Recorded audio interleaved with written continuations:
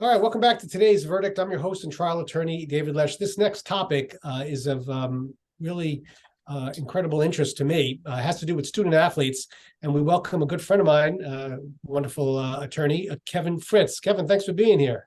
Thanks for having me. I appreciate it. All right, so let's backtrack about 5 years ago. You're a student athlete going to one of the premier Division I colleges. Someone approaches you. They want to represent you. They want to give you some money. That wasn't allowed. Am I correct? You're correct. That wasn't allowed. Once a student athlete accepted money or a gift or any type of compensation, it immediately would jeopardize their eligibility to play NCAA sports. And what would happen if they did accept it in the past? Did they basically forfeit a year, forfeit 2 years, something else? How did that usually work? Well, there'd be several ramifications. Not only would they forfeit their eligibility, but they would also jeopardize their team's performance in terms of forfeiting wins that the team acquired after the payment was made to that player. So you would certainly have situations where wins were vacated, championships were vacated because one player, usually one of the star players, unfortunately accepted some type of compensation. All right, so let's fast forward to the New York Collegiate Athletic Participation Compensation Act. All right, talk to the viewers a little bit about what this is, if you could. Okay, so similar to other states, New York has now passed a law that prohibits colleges and universities from forfeiting a student athlete's eligibility or determining that they are ineligible or cannot play college sports simply because that player was paid for what's referred to as his name, image, or his name, image, or likeness. In other words, students can now be in a commercial or promote products, receive money, and still play NCAA sports. All right, so let's make believe that, I'm a high school senior and I'm ready to commit to, let's say, Oregon or something like that. And I'm approached by an agent who now wants to represent me and then get me a sneaker deal. All this stuff, and my pictures are going to go on social media and they're going to market it. That's all fair game now. Am I correct? You're correct. That is fair game. Is there any limits, not in terms of what you can do, but in terms of money? Let's start with money. Is there any limit that you can get as a student athlete? There is no monetary limit, but it is worth noting that some of the larger deals that you read about in the news or the media are really for football players, football stars.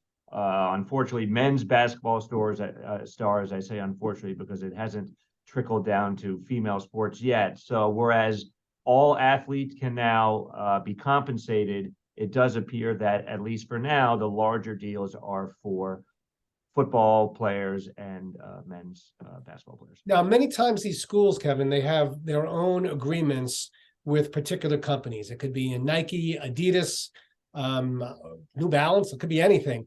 What if your agreement with your own shoe company is not the same as the shoe company that's on the field with the other 20 other students, athletes? What do you do? Well, that's a problem, at least under New York statute. For example, if the University of Oregon has a deal with Nike where Nike provides logos and the jerseys for their athletic teams, a student athlete attending Oregon cannot have a separate deal with Adidas because those conflict. So that certainly limits the areas and the sources of revenue for the student athletes. I was reading your article on this. This is one of the reasons why I was so interested in this subject. It also says there are potential issues may arise if, for example, a student athlete of a New York college endorses, let's say, an adult entertainment establishment or a firearms manufacturer.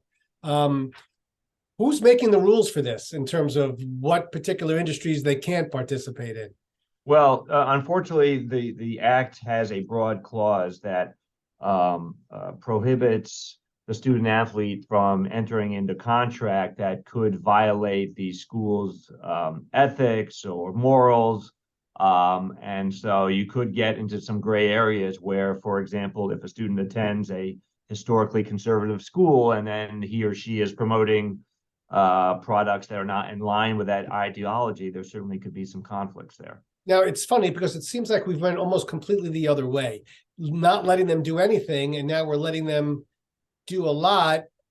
Do you see problems arising on the other side of this, where the students are taking on certain financial obligations to certain people, and maybe they can't participate on this field because they're too busy marketing the sneakers or doing something else? Do you see a problem with that? Well, I certainly see that they could be distracted. It also may give rise to a competitiveness, not on the field, but off, in terms of teammates competing for the same, to endorse the same product or for the same advertising spot. And we're just going to have to see how it plays out. You know, nothing is usually goes as smooth as you'd like it to the first time that that a law is passed, but I think this is a step in the right direction. I'm just wondering if, you know, when these kids are being recruited, if the coach shows up now with an agent, or if the coach shows up with somebody who could let them know, listen, you can make a lot of money here. Not only, you know, if you come to my school, but I'm going to hook you up with Agent X, and Agent X can really, you know, make a lot of money in this deal and that deal. Will that happen as well? Well, what's been happening at these larger schools is the alumni base, or the boosters, who previously would donate money to the athletic departments directly. They are now forming what are referred to as collectives. They're pooling money from the alumni and then setting up the high school athletes, who are then still recruits, for these NIL deals in order to attract them to the school.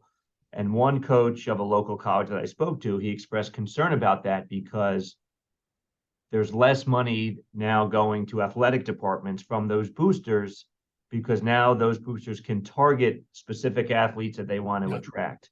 And in turn, the athletic departments have less money to distribute to all the sports, including all the other smaller sports, right? They don't have to spread the money around.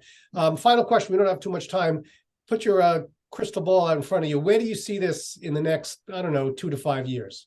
Hopefully in 2 to 5 years, there's more regulation in terms of collectives that go overboard in terms of enticing student athletes to accept certain monies, penalties for violating the rules, which there are none, you know, in the act. And hopefully the money will trickle down to the tennis players, as you referred to, and to our female athletes as well. Listen, Kevin, sometimes some of the viewers have questions. You have anywhere we can reach you if they want to reach out to you on this type of subject or anything? Yes, absolutely. You can always email me at kaf@msf-law.com, and I'll be happy to answer any questions. And we can also set up a phone call, and I'm happy to provide any guidance I can. Perfect. All right, Mr. Kevin Fritz, I want to thank you very much. Be well, and hopefully you'll come back in the next couple of months. Give us an update. Thanks again for having me. All right, stay with us. Today's verdict has much more right after this.